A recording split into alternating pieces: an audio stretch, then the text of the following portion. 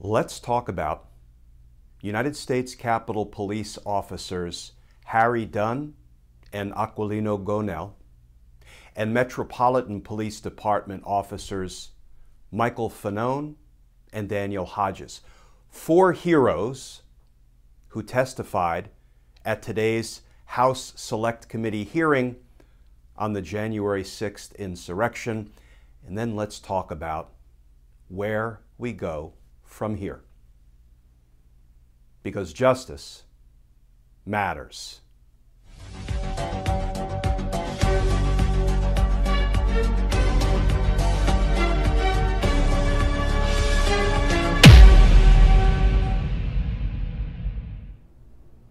Hey all, Glenn Kirshner here.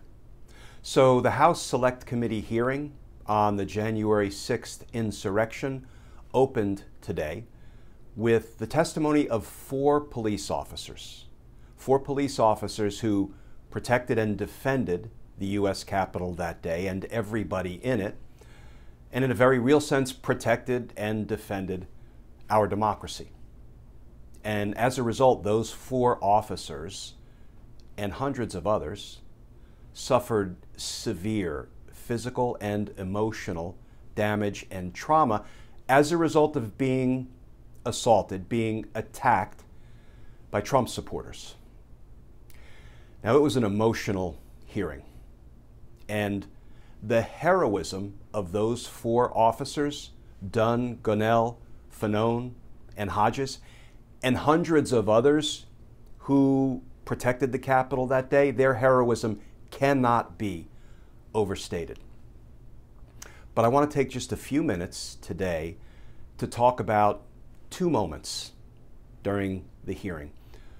One moment that moved me to tears and another moment that moved me to anger. And they both came during the testimony of Capitol Police Officer Harry Dunn. I'm going to read two short passages from Officer Dunn's testimony, and I'm going to read them verbatim, but just as I used to do when I was speaking with a jury, I'm going to substitute a letter for certain words. Here's the first passage from Officer Harry Dunn's testimony today.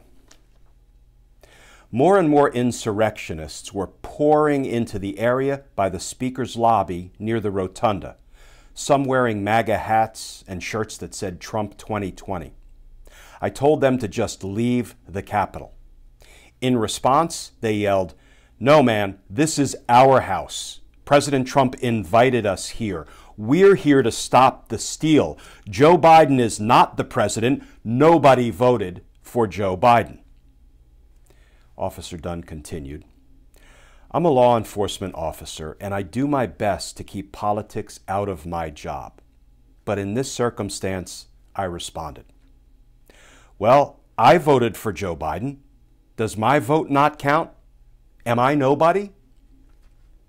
That prompted a torrent of racial epithets. One woman in a pink MAGA shirt yelled, "You hear that, guys? This N voted for Joe Biden." Then the crowd, perhaps 20 people, joined in, screaming, "Boo, effing N." No one had ever called me an N while wearing the uniform of a Capitol Police officer.